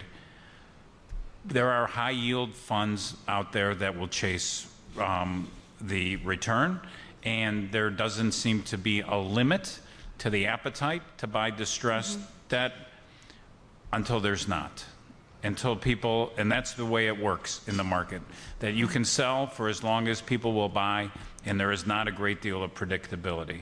One of the great benefits of the state having a budget now is that it did not sink into non-investment grade or junk bond, because what we know and what we see at the city and the Chicago Public Schools and the Chicago Park District is once the rating agencies bring you down to junk or non-investment grade rating, you don't get out very soon. It takes a long, long time. So I can't predict when the party is going to end on an exact date, because there seems to be always a little more appetite with a different security in terms of providing the repayment, but we're very much at the end of the line rather than the middle of it for the city and probably the state of Illinois. Does anybody else have a comment on that? I would add to that I mean, Lawrence's focus there was on CPS, which is junk rated. Chicago, Moody's rates Chicago at a speculative grade, but the other three rating agencies have it at investment grade. So, you know, what does the municipal market like? They like predictability, and when they buy bonds, they don't want the value of those bonds to take a hit, right? So right now, the city of Chicago and the state's trajectory are, you know, not on, you know, a big spike, but have improved, right? CPS is still down there. Yes, they've you know, their budget deficit has been dealt with, you know, pretty well with the state help, and then, you know, Mayor Emanuel's commitment to provide at least $80 million, and there'll probably be an additional TIF surplus. But CPS is really the shakiest, and so, you know, that probably remains like the biggest high yield, you know, bond of what high yield folks are going to be interested in. Part of the problem, though, for the state and the city and CPS is what I said is this cluster risk and contagion. So the city of Chicago early this year sold $1 billion of bonds, and you would think that the penalty, interest rate penalty they paid would have shrunk from the previous year because they passed new funding for pensions, which, you know, many, like Moody's, believes is flawed, but still it's new money to go towards pensions. 3 of the rating agencies stabilized their outlook, and they paid a record penalty of over 3 percentage points, higher than they had in the past. So, you know, part of the issue is just how this cluster risk, where local governments and the state are all tied together. So I don't know if that answered the question, but. I think it added to the comment, so thank you. Elaine. Can I add a political perspective here? So as we've watched the ratings go down and down and down, it's a bit like somebody jumping off of a 50-floor building, and by floor 30, nothing really bad has happened yet, you know? And it isn't until you hit the bottom that you realize that was not probably the greatest idea. So in this political high-stakes battle between the governor and the legislature, you know, okay, some of the bond rating got lowered again. Nothing really bad happened. Bond rating got lowered again. Nothing really bad happened. State's still functioning. Schools are still open. You know, I mean, I'm not saying it's not. I'm being a little flippant here. It was crumbling for sure. But you know, again, if your primary goal is not the rating agencies, if your primary goal is, you know, how do I win, then, you know, lowering it just didn't matter that much as the ratings went down. You were channeling your inner Rich. It was fine. You were channeling your inner Rich Miller. I was channeling my inner Rich there, yes. So this question, and I'm going to try to combine both Graham's question and Leighton's question. Leighton is from the Internet Public Trust, and Graham is from Taft Law Firm. So Graham's question is, will the cooperation between Mayor Emanuel and Governor Rauner, with them joining forces, how will that affect the bond rating? But then Leighton's question says, how might Chicago and Illinois work with Wisconsin and Indiana with respect to railroad infrastructure, et cetera? All of this in hopes of getting Amazon and the plan for Chicago. So I'm trying to mesh those two questions together, and I probably didn't do a good job at it, but yeah. Can we try to mesh that together? I'm doing that for time's sake, actually. Well, can we try? Let me take a stab at the first okay. portion of the question. I guess the most important thing to keep in mind is that when we develop our opinion, it's based on what we see and observations and how it all settles out. So the fact that there may be an alignment between the mayor and the governor may be very nice, but until something happens, either at the city level or the state level, that you can actually see, that's tangible, it's very nice. It may lead to something good, but that in and of itself, an alignment doesn't necessarily change our view. What affects our view is observable behavior, observable results. So alignment may move you towards that, but an alignment in and of itself doesn't necessarily change your view. Okay. And I really can't speak about Amazon other than I use it a lot. I would like to Did you say other than you use it a lot? Yeah. I would just add to that, rating-wise, is that, like Lawrence said, rating agencies are much quicker to downgrade than they are to upgrade. And as Gail said, you have to see, tangible proof of an improved relationship. In the long time that I've been covering local Chicago, CPS in the state, and all of the Midwestern states and local governments, I have never seen rating agencies cite as such a significant factor in their credit profile political dysfunction. I mean, that really played out prominently in all of the rating reports. And, Gail, we'll see if she'll back me up on this, but I just don't see that very often. And so California is the other place where you saw it at the state level. And they were down in this neighborhood, too. And, on a higher note, or a more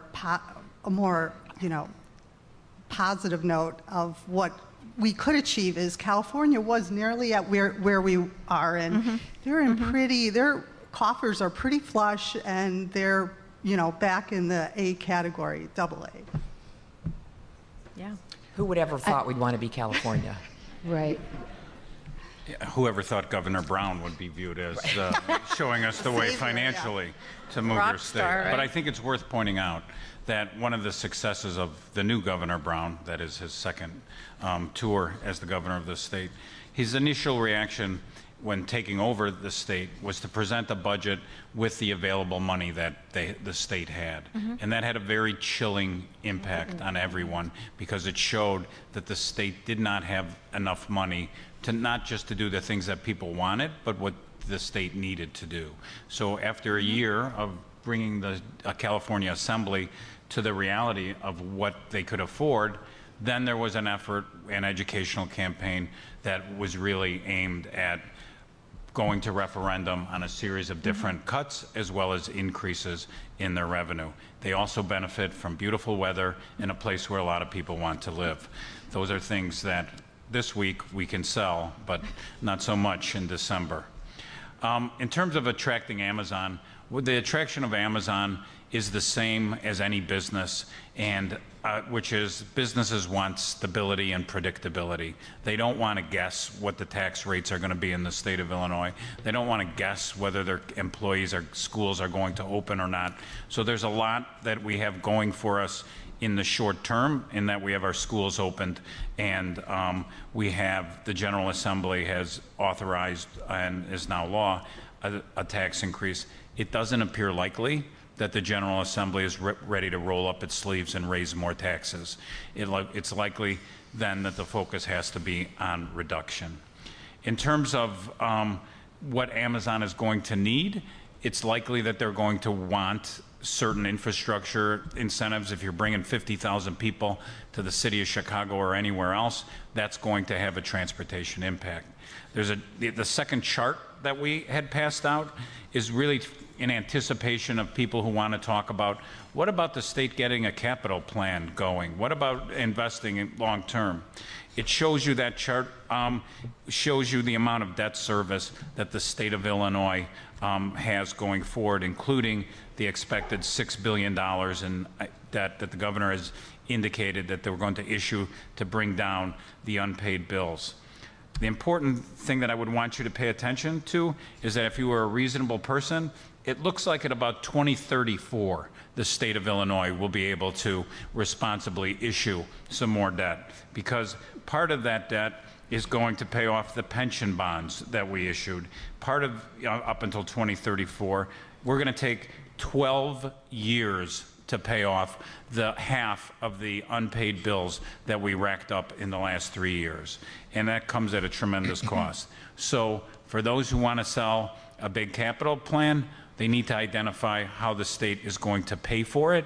That's going to require something a little bit better than the video poker and the candy tax that the last capital plan that went through Illinois is. Because what we found when we used those as our source for capital investment, they didn't come forward, and the state had to take actual operating cash and put it in to pay the debt service. So the state's not well positioned to issue a significant amount of debt. It barely has enough to issue.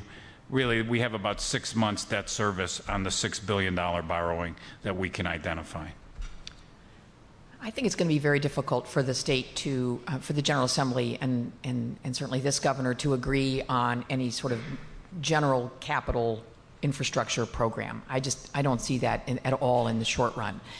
However, the General Assembly and the governor do like to, and I would say this is true of all General Assemblies and governors, they do like to attract businesses and to vote for what they can sell as tens of thousands of jobs. So if there is something that a specific ask that Amazon has, and it looks like we're really in the hunt, I could see the General Assembly acting on that. You know, we're the body that gave Sears an incentive when they were clearly going down the tubes.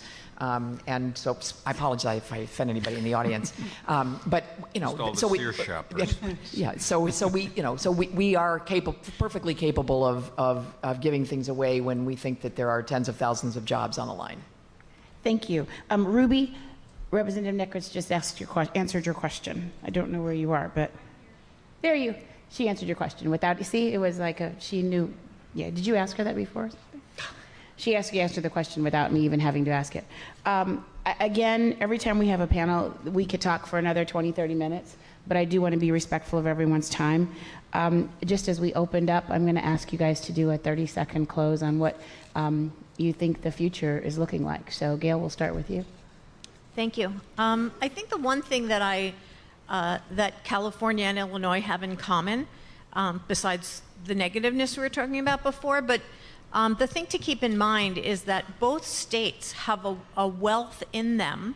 They may fluctuate, but they're wealthy, quote-unquote, assets.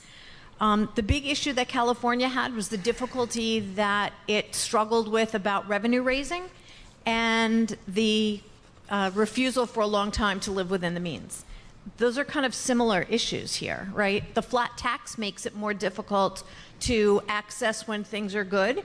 That is the downfall for California. Their revenues swing tremendously with how well capital gains and the economy is going. So I think the thing I would say is the state of Illinois, the city of Chicago have very strong bases, and they have strong tax bases and a good economy. So I think the thing to keep in mind is living within your means, having realistic expectations, and developing a plan. And sometimes it is hard at the beginning.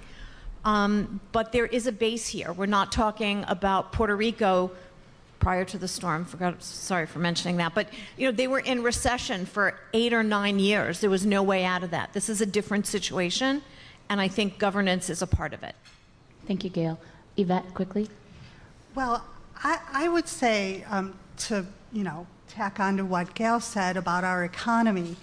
And again, what so many folks, not just the rating agencies, but investors, right, who really follow us closely and have their own analysts, they were really disturbed by the lack of political will, right? Because that's what they will just repeatedly say, is that we have, we're just one tax or 2 tax increases away from solving our problems.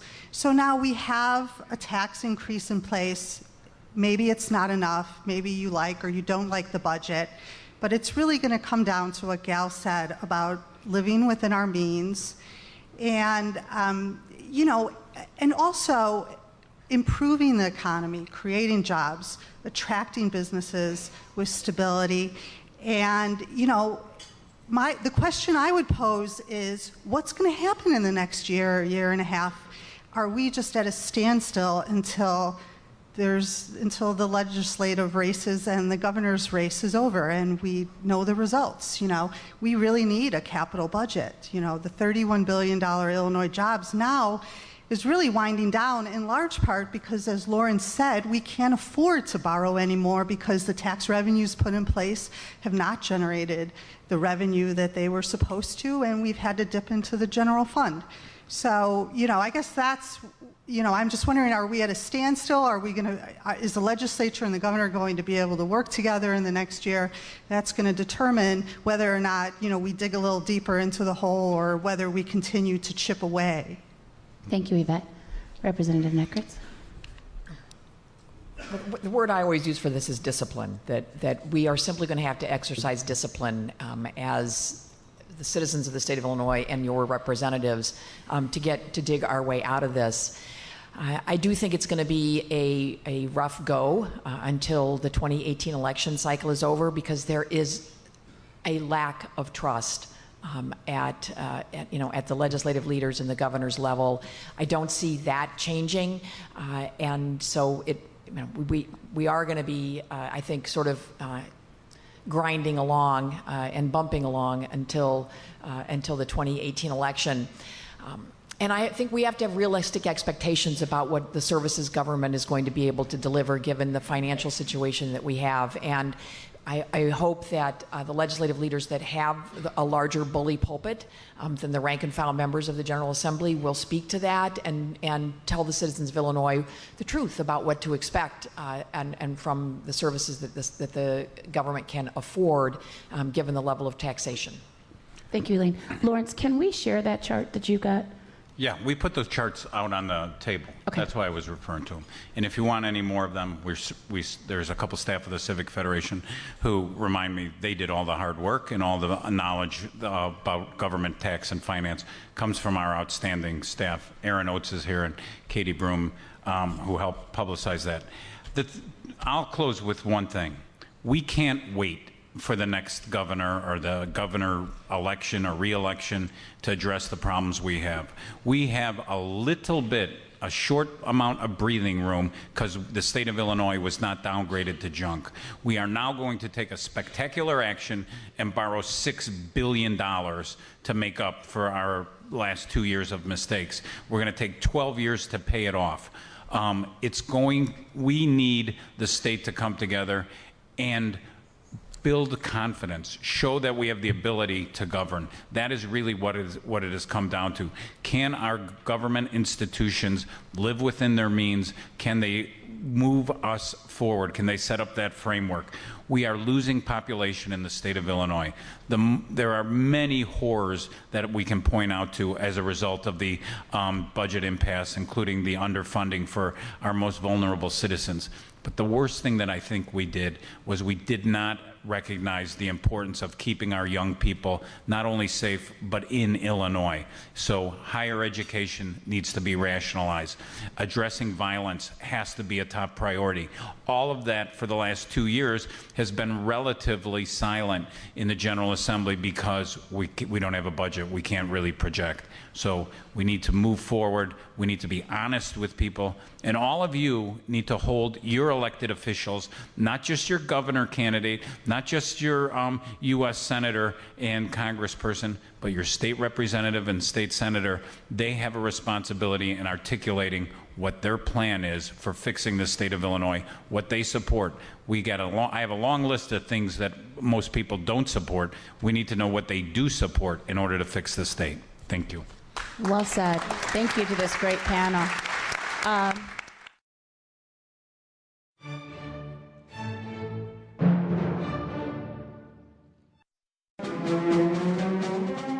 The Illinois Channel salutes our advisory council members, leaders in business, education, law, medicine, and other fields from across Illinois. Hi, I'm Don Schaefer, Executive Vice President of Midwest Truckers Association. We represent over 2,700 member companies in 15 states who operate in Illinois. These men and women are responsible for keeping the food in your store, the fuel at your gas station, and bringing the books to your schools. In fact, look around the house and virtually everything you see will have been moved at one time or another by a truck. That's why our issues are your issues. Whether it's the taxes they pay, the price of fuel, or the regulations truckers must endure, in the end, you, the consumer, pay the price. That's one reason why I'm proud to serve on the Illinois Channel Advisory Council.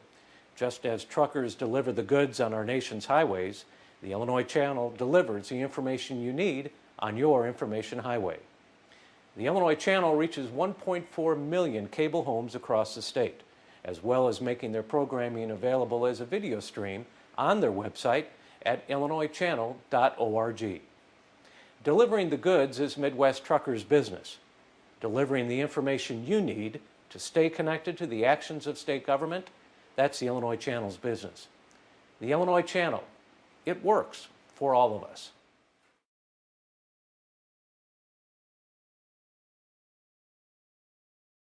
Hi, we're here at the Lincoln Heritage Museum at Lincoln College in Lincoln, Illinois, ready to unveil our brand new Lincoln Heritage Museum. The Lincoln Heritage Museum has existed at Lincoln College for 70 years, actually 70 years this year. We were in a different facility for many, many years. The collection that is now the Lincoln Heritage Museum started with one man's collection, Lawrence Stringer, who is an 1887 graduate of then called Lincoln University, now called Lincoln College. He willed his collection to the college in 1944 if the college would build a museum, and so we did. And so for many years we were in a museum in which we had tabletop display cases with many great items. The problem is that we ran out of space. Our collection was growing. We had conservation needs that the old museum, old cases couldn't accommodate. We had some funding opportunities, and all that sort of merged together for a possibility for a brand new museum. In 2010, we contracted with Taylor Studios out of Rantoul, and they began the design process, which leads us to where we are today in our brand new museum. And the museum is on 2 different floors. It has 2 different types of design approaches. The downstairs is more artifact-based, so the upstairs is a lot more interactive and immersive-based. And I'd like to begin by showing a few items here downstairs. Well, we're here looking at some of the items that we have downstairs in our artifact display area. And the first thing I would like to show you is the fact that many of our items here are in conservation-friendly display cases. Taylor Studios specifically designed these cases with our artifacts in mind, and they're very light-controlled, climate-controlled, and as well it allows us to showcase items in a way that tells stories. We have here behind me a table, a chair, and a book. And all these items represent Lincoln's legal career.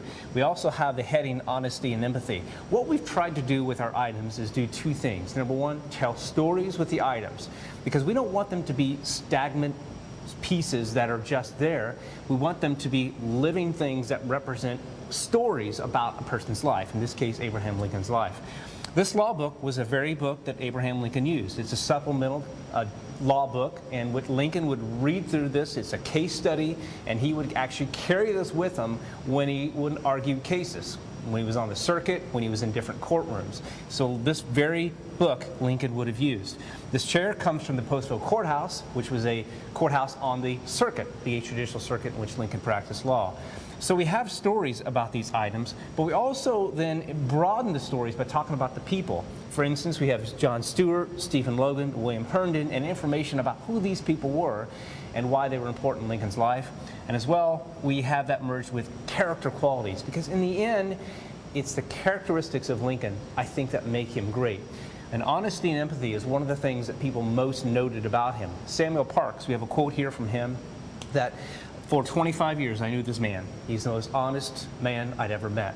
And so we tried to emphasize to the visitor that we have items, we have this man, Abraham Lincoln, but we also have the character qualities that he developed while using these items. While he practiced law, he developed honesty and empathy that carried with him his entire life. Well, we're here in a section we have titled Perseverance and Intellect. And again, going along with the character qualities of Abraham Lincoln, this particular case relates to how Abraham Lincoln developed perseverance and how he developed his intellect. The main piece that we have in this particular case is a table that Mentor Graham owned in his home in New Salem. Mentor Graham was a tutor, he was a teacher in New Salem, a very well-learned man.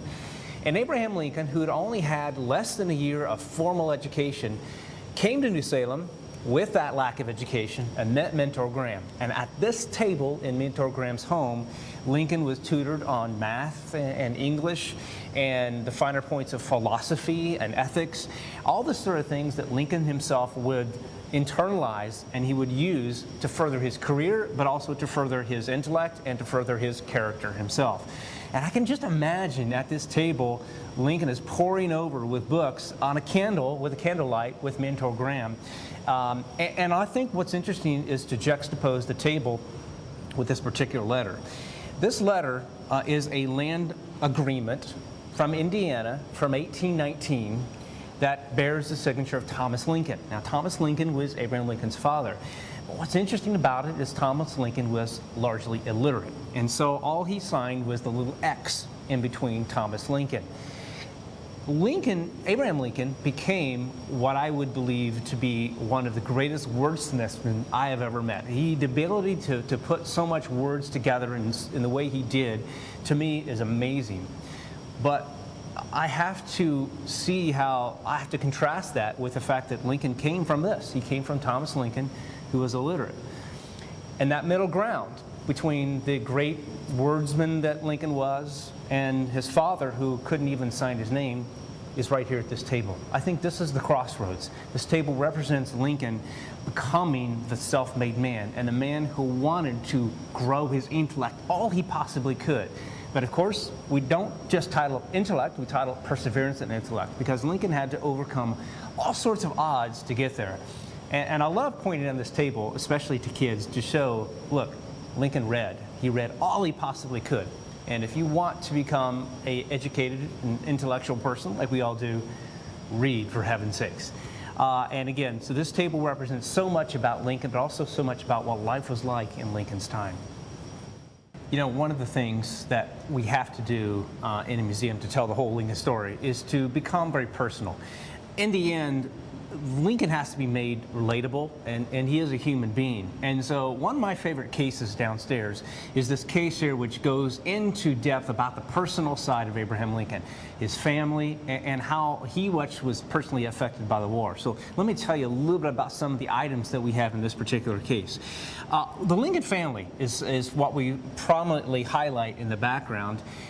We talk about Lincoln as a father and as a husband, and we talk about the Lincoln sons. We have here a rocking chair which belonged to Tad Lincoln. In fact, Tad Lincoln had etched his name in the back of the chair with a pocket knife.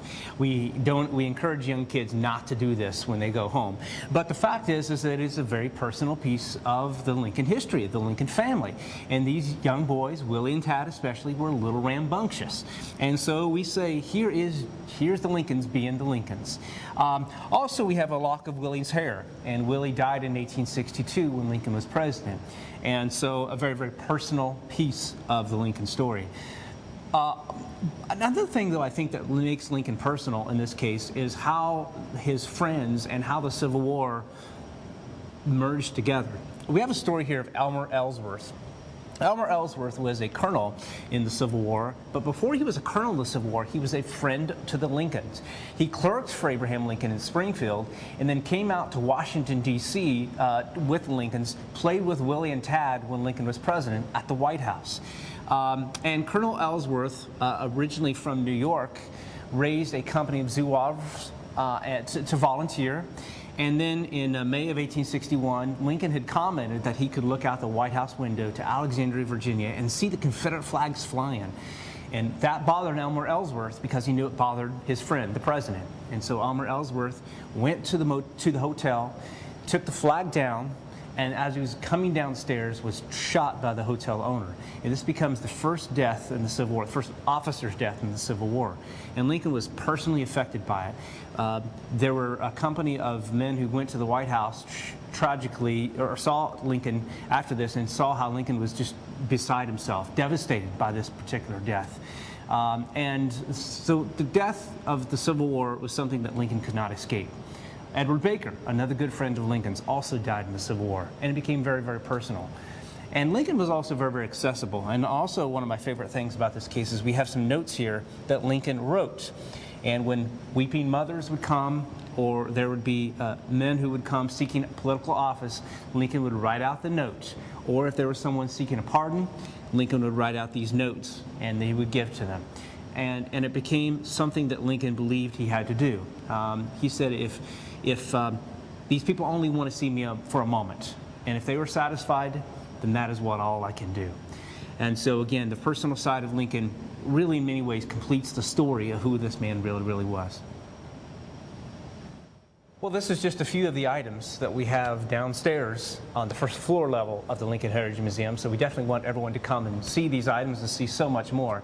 I'd like to take you upstairs now to show you the different type of design that we have there. Well, we're upstairs here at the Lincoln Heritage Museum, and as I said earlier, we have two different types of approaches to our design. Downstairs, as I showed you, was the more artifact base, which we have collections and original pieces that related to Lincoln. We also have stories that we talked about with those items. Upstairs, we still tell some of the same type of stories, and hopefully people will see the correlation between upstairs and downstairs with some of these stories. But this is a very different type of museum than you'll see downstairs. And we believe a very different type of museum than you'll see anywhere else as well.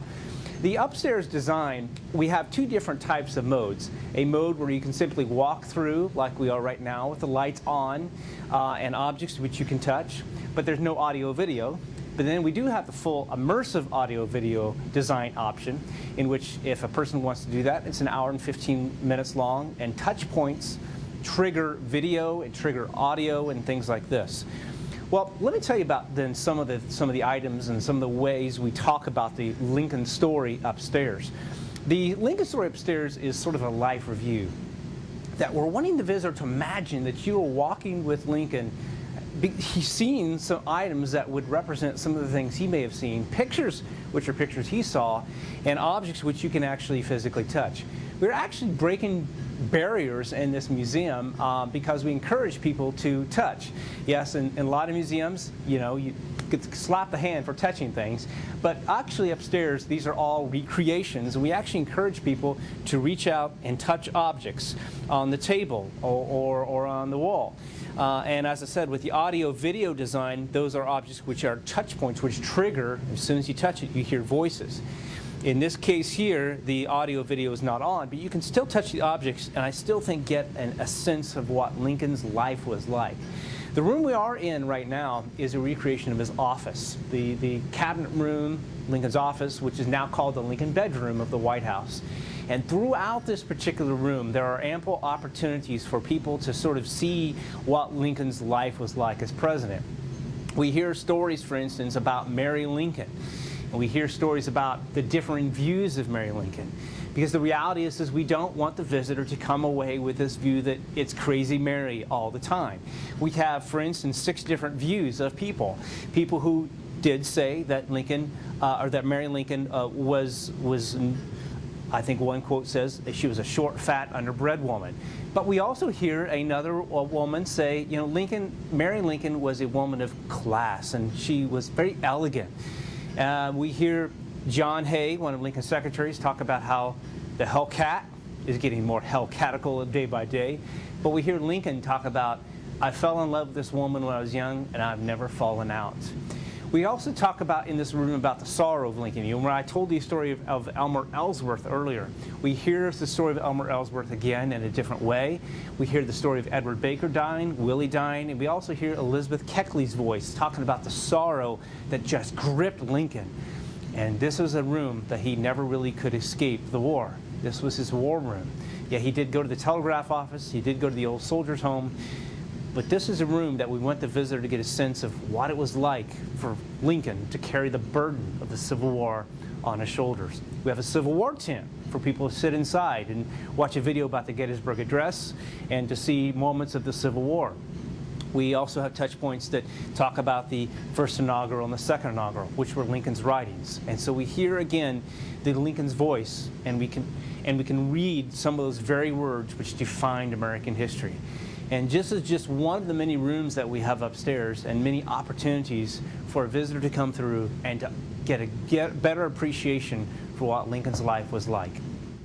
Well, we also tried to recapture what the room may have really looked like, and one of those things that we have is, for instance, a picture of above the fireplace mantle of Andrew Jackson, former President of the United States. And we are often asked, well, Lincoln actually had a picture of Andrew Jackson, who was a Democrat, above the fireplace, and the answer is yes. He didn't put it there. It was actually a picture that was already hanging there before he became president. But those are sort of questions that we love to get, and we love to have visitors come and see these things and ask those sort of questions for us. We invite all of you to come see the Lincoln Heritage Museum and see what it has to offer. So we hope you come soon, bring your friends and family, and so you can learn from Lincoln and live like Lincoln. You're watching the Illinois Channel, an independent nonprofit corporation formed to provide gavel-to-gavel coverage of Illinois state government and other public affairs events taking place across Illinois.